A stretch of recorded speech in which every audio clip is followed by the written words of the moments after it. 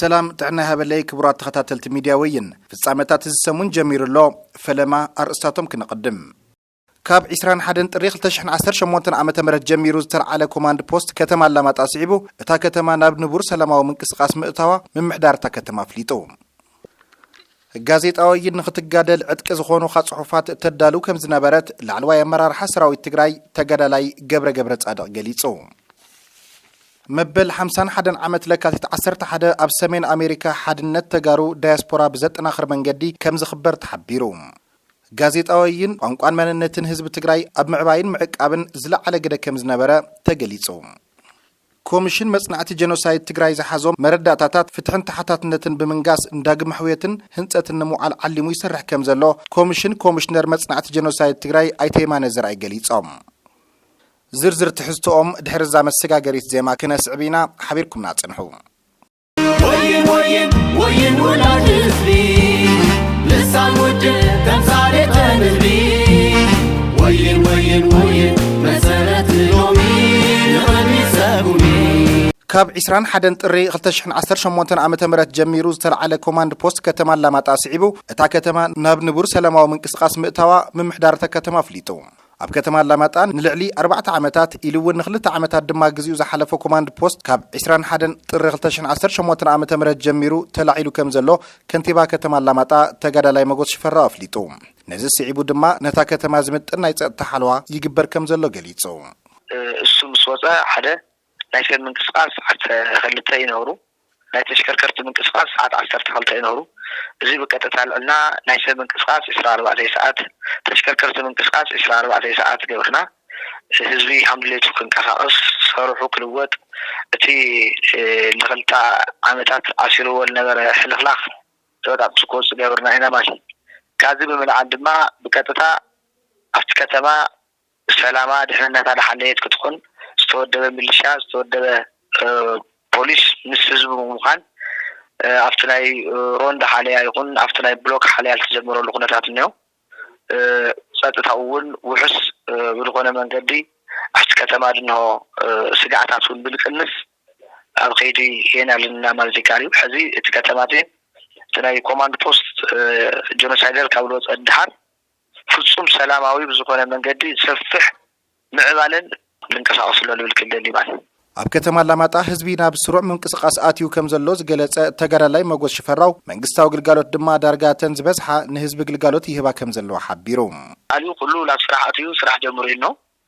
ኣብ ስራሕ ላይ ለጀመረትና ሓንቲ መሬት ያ ካብ መሬት ድማ ያው hamflet ቶም ናይ ጸላኢ ህዝቢ ወልነበረ ቦታ ስለዝኾነ ኦዲት ክግበር እዩ ፋይል ክፍተሽዩ ፋይል ተፈለይ ተፈም እንኳን ደግሞ ለህዝቢ ክልጠፈሉ እዩ በዓልዋና ነው ወደ የሉ ፋይል ነገር ምስተረጋገጸ ክንጅምረና ካዝ ወጻድና ያግን ሁሉን በቁልጡፍ ኣብ ስራሕ ኣቴን ኣብ ስራሕ ጀምረን ስሩዕ ግልጋሎት ይህብና ያየን ማለት ሁሉን ቤት ፈዳት መበል 51 ወርቃዊ የበልዩ ምስረታ ውድብ ሕወሓት ኣብታ ከተማ ብድሙቕ ከም ዝኽበር ዝገለጸ ተጋዳላይ መጎስ ተደናጊሮም ካብታ ከተማ ወፂኦም ዝነበሩ ኣካላት ተመሊሶም ስሩዕ ህይወቶም ክመርሑ ከም ዘለዎም ድማ ጻውዒት ገይሩሎም ህዝብና ሕዝቡን ሰላሙ ሓልዩ ምንቅስቃሱ ክቅጽል ኣብ ጎኒ ጸጥታ ኮይኑ ናይ ጸጥታ ምትሕባር ተገብር ጨጉሮ ለወጣት ተከታተል ፍሊም ዝበለ መንገድ ድማ እዚ ከባቢ እዚ ቦርደር ከባቢታት ብምዃኑ ናይ ኩለን ዓይነት ማሕበረሰብ ልዑለሉ ለሓድረሉ ከባቢ ስለዝኾነ መዓት ዓይነት ብሄረሰባት ቦርደር ከባቢታት ናይ መፁ ካብ ዓፋር ካብ ኣገው ካብ ኣምሓራ ድመፁ ጎረባብቲ ዓድታት ነይ እዚኦም ከተማና ፍጹም ሰላሚኡ ሓምቲ ንውር ምንቅስቃሴና ጀምርና ናብ ቦታኦም ኣትዮም ንግዶም ከንቀሳቀሱ እግረ መንገዱ ክነሕልፍ ደሊ ብተወሳኺ ኣብዚ ናይ ተፈጥሮ ነበረ ናይ ፖለቲካ ከይዲ ብምድንጋር ከባቢኦም ሓድጎም ልኸዱ ተሃልዮም ከባቢና ሰላሚኡ ፍጹም ዲሞክራሲ ልንሆ ናብ ቦታኦም ወፅኦም ዓዶም ክነብሩ ዓዶም ከልምዑ ብዚ ኣጋጣሚ እዚ ናብ መፅኦም ሃማንኛውም ማሕበረሰብ ክነብሩ እግረ መንገደይ ጻውዒተይ ካብ መሕላለፍ ይደሊ ማለት ወይን ወላድ ህዝቢ ልሳን ውድ ተምሳሌተ ንህቢ ወይን መሰረት ሎሚ ንቐኒ ሰጉሚ ጋዜጣዊን ንኽትጋደል ዕጥቂ ዝኾነ ጽሑፋት ተዳሉ ከም ዝነበረት ላዕለዋይ ኣመራርሓ ሰራዊት ትግራይ ተጋዳላይ ገብረ ጻድቕ ገሊጾም ጋዜጣዊን ኣብ ዝሓለፉ 17 ዓመታት ህዝቢ ኣብ ምንቅሕን ምውዳብን ዕላማታት ህዝባዊ ወያነ ሓርነት ትግራይ ኣብ ምፍላጥ ዓብይ ኣስተዋጽኦ ነይርዋ ኢሉ ተጋዳላይ ገብረ ጻድቕ ከም ውጽኢቱ ድማ ህዝቢ ተወዲቡን ተዓጢቑን ክቃለስ ወይን ዓብይ ብጽዒት ነይርዋ ኢሉ ትሕዝቶታቱ ከመይ ተወዲብካ ክትቃለስ ከም ዝግበአካ እትቃለሰሉ ዓላማውን ከመይ ፈቲኻዮ ክቡር መስዋዕቲ ክትከፍል ከም ዝግበአካ ባዕሉ ናይ ሕሉፋት ጅግንነታት እውን ኣብ ባዕሉ ይመጽዩ ጀጋኑ ፍቲ ዕጥቂ ቃልሲ ብዙሓት ጀጋኑ ፈጢሩ እዩ እዚ ቶም ጀጋኑ ንዕላማታት ህዝባዊ ሓርነት ትግራይ ከመይ ዝበለ ክቡር መስዋዕቲ ከም ዝኸፍሉ ኣብ ይገልጽ እዩ ብተመክሮ መልክዕ ባዕሉ እቲ በብግዚኡ ዝወጽእ ዝነበረ ጽሑፍ ድማ ንኽትጋደል ዘተባብዕ ህዝቢ ትግራይ ካብ ዝወጽሕ ዝነበረ ብሄራውን ደርባውን ጭቆና ተቃሊሱ ተወዲቡ ተቃሊሱ ክፈትሖ ከም ዝግብኦ ካብ ወጻእ ኣብ ትሕቲ መግዛእቲ ክነብር ከም ዘይብሉ ኣብ ትሕቲ ወጻእ ክነብር ከም ዘይብሉ በብእዋኑ ብጣዕሚ መምሃራይ ዝኾነ ጽሑፋት ይቐርቡ ነይሮም ጋዜጣዊን እተቕርቦ ዝነበረት ጽሑፋት ንኽትጋደል ዕጥቂ ዝኾኑ ከም ዝነበሩን ነቲ ዝነበረ ዕላማ እውን መስዋዕቲ ክትኸፍለሉ ከም ዝግባእ ብጽሑፋት ኣቢላ ኣላዒላ እያ ይብል ተጋዳላይ ገብረ ጻድቕ ንኽትጋደል ዕጥቂ ዝኾኑኻ ንኽትጋደል ስንቂ ዝኾኑኻ ንኽትጋደል እንዳተሓጐስካ እውን ክቡር መስዋዕቲ ምእንተ ህዝቢ ኢልካ ንኽትከፍል ዝገብሩ ጽሑፋት እዮም ነይሮም ኣብቲ 17 ዓመታት ናይ ዕጥቂ ቃልሲ ዝያዳ እዚኦም ይዝክሮም እየ በብእዋኑ እውን መማየጢ ኮይኑ ይመጸልካ ርእስታት ትምይጥ ንኽትዳሎ እዩ ዝገብረካ ካልእ ዓላማ እውን ስለ ዘይነበረና ቤዛ ህዝቢ ንኽትሓልፍ እቶም ዝተቐመጡ መሰረታዊ ዓላማታት ንኽዕወቱ ክቡር መስዋዕቲ ከፊልካ ንኽተዕውቶም ዘተባብዕ ወነ ዝፈጥር ሓይሊ ዝፈጥር ጽሑፋት እዩ ዝወጽእ ነይሩ ድሕሪ ውድቀት ስርዓት ደርግ ድማ ጋዜጣዊን ኣብዛ ሃገር ሰላም ልምዓትን ዲሞክራሲን ክሰፍን ግዳእ ከም ዘበርከተት ተጋዳላይ ገብረ ሓቢሩ እዩ ወይን ወላድ ህዝቢ ልሳን ውድብ ተምሳሌተ ህዝቢ ወይን መሰረት ሎሚ ንቕድሚ ሰጉሚ መበል 51 ዓመት ለካቲት 11 ኣብ ሰሜን ኣሜሪካ ሓድነት ተጋሩ ዳያስፖራ ብዘጠናኽር መንገዲ ከም ዝኽበር ተሓቢሩ بمخنيات مبل 50 عامت مسرتا غازيطاويين مبل 51 عامت لكات 11 مس ميدياويين قال محتت زكايدو دايسبورا تግራይ لكات 11 بزتفلالي مدلوات كم زبعل حبيرهم ابتناي للزمن قمت اللمود فيلي بزواله تابتي معكلاي كوميتي ناي محبر تغار سمين امريكا سرا اسفصامي زمرح فيلي كوميتي اقوايمنا اب كل ከተማታት يونيفورم بزقونه بصبوق منفس تبعال ود نتي زلو حدنت تزحيل زلو حدنت ناون نا حدا زمص نتي مختناون نتي نهزو تግራይ ዝግበር ዘሎ ቃልሲ ኣብ ሓደ ኮይና ሓይሊ حدنت ሞ ብኡውን ኣቢልና በትበዓል ክንሰርሓሉ ዝብል ጽቡቕ ጅማሮ ና ጀመርና ሰናሰርحنا ናጽኒሕና ጋዜጣዊን ኣብ በብምዕራፉ ዝነበሩ ቃልስታት አንጻር ጸላእትን ድኽነትን ህዝቢ ትግራይ ኣብ ምንቃሕ ዝለዓለ እጃም ከብ ዝነበራውን እቶም ኣባላት ዳያስፖራ ትግራይ ገሊጾም እዮም ምቅላስ ዝከኣል ምዃኑ ዘምሃረት እያ ጋዜጣዊን ኣብቲ 17 ዓመት ብረታዊ ቃልሲ ናብ ዲያስፖራ እውን ተወፍር ነይራ እያ ማሕበር ተጋሩ ሰሜን ኣሜሪካ የከፋፍላ ነይሩ ብዙሓት ተጋሩ ሕዚ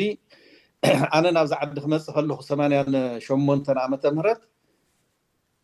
بركت زبالو سوا زحاتتوني غازيطاوي عند تمالي خايو ميلومن حزات ماشي يعني را تا يخبل دليه غازيطاوي نس افتقال سنه 17 عامت عبيي ناي بروباغندا انقسقاسا سرح زنبرا مخانو اب دياسبورا ون تنبابيت منبارا እንደገና እትናይ ቃል ሱስ እትናይ ቃል ስዕብየቱን تبصر سلازنا مرات عبي بوتاني يروى شعيتو وين ولا تسبي لسان وجه تمثالي تنبي وين مسألة يومي نغني ساقوني ጋዜጣዊን ኣብ ጉዕዞ 50 ዓመታት ካብ ምንቃሕ ህዝቢ ብተወሳኺ ቋንቋ መንነትን ህዝቢ ትግራይ ኣብ ምዕባይን ምዕቃብን ዝለዓለ ግደ ከም ዝነበራ ተገሊጹ ካብ ነባር ኣመራርሓ ወይን ሓደ ዝነበረ ተገዳላይ ወልደ ስላሴ ኣማረ ብምኽንያት መበል 50 ዓመት ምስረታ ጋዜጣ ወይን ምስ ሚድያ ወይን ኣብ ዝነበሮ ጻኒሒት ጋዜጣ ወይን በላሕቲ ጽሑፋት ክፍጠሩ ዝገበረት ምዃና ሓቢሩሎም የለይኩ ትግርኛ ዝባሃልስ ብውስ ምንም ኣይነበረ ታሪክ ከም ዝነገርና ግን ጽሑፋት ናይ መጀመርያ ትግርኛ ከም ዝቅድም እዮም ዝነገርና ዋላ ናይ ዘመናዊ ቤት ትምህርቲ ኣብ ትግራይ ከም ዝቅድም እዮም ታሪክ ዝነገሩ ግን ብቶም ዝነበሩ ስርዓታት ብቋንቋ ከይኸር ብቋንቋ ከይዛረብ እዮም ተገይሩ ባህሉ መንነቱ ብዙሕ ነገራት ዘይተዓቀሉ ምክንያቱ እውን ቋንቋ ማዕስ ብደረጃ ዝተጻሕፈ ሰነድ ብዝግባእ ዘይምላእ ኣለው እዩ لا تجزونا عنا هنخلينا أنا زعبي صقم زنيرة بقوم قخنا زي مصحف ينير بدحريو سلطانات هنا نحن أول خلصنا طلنا أفتو درجة بس إحنا لنا صار لا وين أبقعزو 5 عامات وين سلام لمعتن ديمقراسين كاب مهنات حليفة قوانقوا تقرينيا كعبي زلعل الجام كم زنبرا بمحبار جزيوز طلبوا عدقتات كتعطى كم زقبا حبيروم بديخا تقرواي ببخا تقرواي قوانقوا تقرينيا مصحف زي تخل مو 10 تخل تودي لها ناي بحق يحزنك هر ببقزي بزواو نقفيتها زي همسي ببقز بزواو نعقمي مع بينصت هلا بوتات الحر اما حشنا يا سلازي هو هات كنا العلكلنا وين كنا العلكلنا تنسى قوانقوا بقى بقوم يزمسل وين وين وين ولا تسلي لسان وجه تمثالي تنبلي وين وين وين مسألة يومي نغني سابوني كوميشن مصنعتي جينوسايد تግራይ زحازو መረዳእታታት ፍትሕን ተሓታትነትን ብምንጋስ እንዳግ ማሕወየትን ህንጸትን ንሙዓል ዓሊሙ ይሰርሕ ከም ዘሎ ኮሚሽነር መጽናዕቲ ጀኖሳይድ ትግራይ ኣይቴማነ ዘርኣይ ገሊጾም እቶም ኮሚሽነር ነዚ ገለጹ ምስ ሚድያ ወይን ኣብ ዝነበሮም ጻኒሒት እዮም ከመገላልጻ ኣይቴማነ ዘርኣይ ብሰንኪ ኣብ ትግራይ ዘጋጠመ ጀኖሳይዳዊ ኩናት ስዒቡ ኣብ ልዕሊ ትግራይን ንብረት ተጋሩን ማልያ ዘይብሉ ግፍዕን ጨፍጫፍን ተፈጺሙ እዩ እዚ ድማ ጸላእትና ተሊሞም ዝፈጸምዎ ዘለውን ከም ዝኾነውን ሓቢሮም ዳግም ህንጸት ዳግም ሕይወት ክግበር ይኽእል እዩ ብኣካል ብቁስ ሆስፒታል ይስራሕ ጽቡቕ ንሕከም ትምህርቲ ቤት ይስራሕ ጽቡቕ ንሕከም ስልጣናታት ይሁና ካፍቶ ሓዘና ንወፅእ ሕክምናታት ተገይሩ ክግበር ይኽእል እዩ ግን ናይ መንፈስ ጉዳይ ድማ ነው ናይ ፍትሒ ጉዳይ ነው እዩ ናይ ፍትሒ ጉዳይ ድማ መስመንት ኸይድያ መስተሓታትነት ኸይድያ ተሓታትነት ድማ መስመንት ኸይድያ ተመዲሱ ይመጽዳ ይመጽን ዝብል ናይ ርግጸኝነት ጉዳይ ይመጽ እዩ ስለዚ ዙ ጸገም እዚ ኸይቅጽል ሓደ ቀጽሉ ነኸይ ምለስ ሪከርን ኸይገብር ዝልዎ ጸገም እዚ ፍትሒ ክመጽሎ ተሓታትነት ክመጽሎ ተሓታትነት ናብ ምትዕራይ ዝኸይድ ስለዝኾነ ሶ ናይ ፍትሕን ተሓታትነትን ጉዳይ ድማ ተኸላዋይ ዕላማና እዩ ኮሚሽን መጽናዕቲ ጀኖሳይድ ትግራይ ኣብ ልዕሊ ህዝቢ ትግራይን ንብረት ተጋሩን ዝበጽሑ ግፍዕታት ጨፍጫፋትን ኢሉውን ዕንወትን ኪሳራን ዝገበሮ መጽናዕትታት መሰረት ገይሩ ድማ 6 ሪፖርታት ህዝብን ዓለምን ንኽፈልጦ بميدياتات علاو كم استجبره أيتمان زر أي جليسام. قلقالوت المحوري كبرتات إننا زوجنا أيو نايت عنا تمهرتي نحيمان تكالات النقرصات كم أول محوري تكالات البلد زحازة سفيح أسرتنا تبيشوا منتج دشة $1 بليون US دولار عنوت زحازة أيو ترى أي ناي economy productive economy إننا زوجنا أيو productive economy لعلي 8 بليون US دولار عنوت زمز جبايو كما قال تعيتي ما نزرعي قبل على حزب التجراين نبرة تجارون زبصح جنوسايد صعبو عب حزب التجراين نبرة تجارون زبصح عنوة كيساران سفيح مخانو دحر مقلات نحزبي علاوي ريبورت تجبرو مردات زيت أكبر من بوتاتات كم زلو أرديوم كبرات تخطات ميدياويين نلوم سمون زحزنا يوم في السامتات السمون زوم السمع خموي مسل نيرم أبغى تسأل سمون بتمساسل ساعات كن راخبينا كسب شعو سسنا يتمنينا تحستات ميدياويين سلت كتاتلو نمسجن ببقوانو زفنو مدبات وين مكتتال سابسكرايب لايك شير بمقبار بيتساب خنم قلو هاناس اتبلو ورئيتهم كنقبلنام ميديا وين وين ولا تسلي لسان وجه تمثالي تنبلي